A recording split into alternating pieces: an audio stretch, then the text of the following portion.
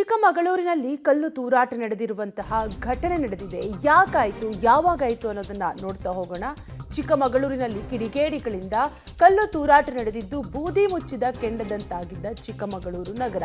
ಕಿಡಿಗೇಡಿಗಳ ಕೃತ್ಯಕ್ಕೆ ಪ್ರಕ್ಷುಬ್ಧ ವಾತಾವರಣ ಉಂಟಾಗಿದೆ. ವಿಜಯಪುರ ಬಡಾವಣೆಯಲ್ಲಿ ಕಲ್ಲು ತೂರಾಟವನ್ನ ಕಿಡಿಗೇಡಿಗಳು ನಡೆಸಿದ್ದು ಸದ್ಯಕ್ಕೆ ಪ್ರಕ್ಷುಬ್ಧ ವಾತಾವರಣ ನಿರ್ಮಾಣವಾಗಿದೆ. 5-6 ಮುಸ್ಲಿಂ ಯುವಕರಿಂದ ಮನೆಗಳ ಮೇಲೆ ಕಲ್ಲು ತೂರಾಟವನ್ನು ನಡೆಸಲಾಗಿದ್ದು 2 ಯುವಕರನ್ನ ಥಳಿಸಿ ಪೊಲೀಸರಿಗೊಪ್ಪಿಸಿದ್ದಾರೆ ಸ್ಥಳೀಯ ಜನರು.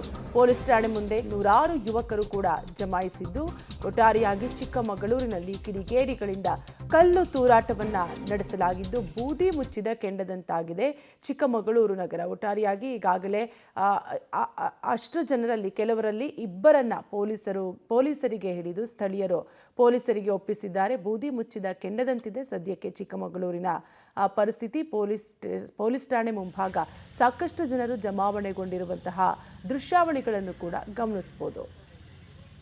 ಒಟ್ಟಾರೆಯಾಗಿ ಚಿಕ್ಕಮಗಳೂರಿನಲ್ಲಿ ಕಿಡಿಗೇಡಿಗಳಿಂದ ಕಲ್ಲು ತೂರಾಟ ನಡೆದಿರುವಂತಹ ಘಟನೆ ನಡೆದಿದ್ದು ಈಗ ಈ ಪ್ರಕರಣಕ್ಕೆ ಸಂಬಂಧಪಟ್ಟಂತೆ ಪ್ರಕ್ಷುಬ್ಧ ವಾತಾವರಣ ಚಿಕ್ಕಮಗಳೂರಿನಲ್ಲಿ ನಿರ್ಮಾಣವಾಗಿದೆ.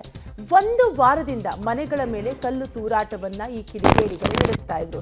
ಕಲ್ಲು ಹೊಡೆದವರು ಅವರಲ್ಲ ಅಂತ ಒಂದು ಕೋಮಿನವರು ಹೇಳ್ತಾ ಇದ್ರೆ, ಹಲ್ಲೆ ಮಾಡಿದವರ ಮೇಲೂ ಕ್ರಮಕ್ಕೆ ಇನ್ನೊಂದು ಕೋಮು ಒತ್ತಾಯ ಮಾಡ್ತಾ ಇದೆ.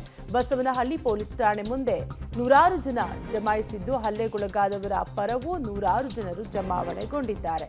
ಒಟ್ಟಾರೆಯಾಗಿ ಆಸ್ಪತ್ರೆ ಬಳಿ ಗುಂಪು ಸೇರಿದಂತೆ ಪೊಲೀಸರು ಅಲರ್ಟ್ ಆಗಿದ್ದಾರೆ. ಯುವಕರನ್ನ ಕಳಿಸುವಷ್ಟರಲ್ಲಿ ಪೊಲೀಸರು ಹೈರಾಣಾಗಿದ್ದಾರೆ. ಅಂದರೆ ಸಾಕಷ್ಟು ಯುವಕರು ಜಮಾವಣೆಗೊಂಡಿದ್ರು, ಹಾಗಾಗಿ ಹೈರಾಣಾಗಿದ್ದಾರೆ ಪೊಲೀಸರು. ಹಲ್ಲೆಗೊಳಗಾದ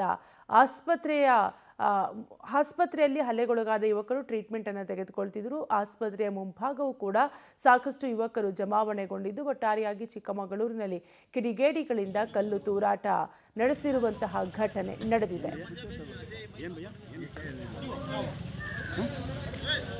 ಹುಡುಗನ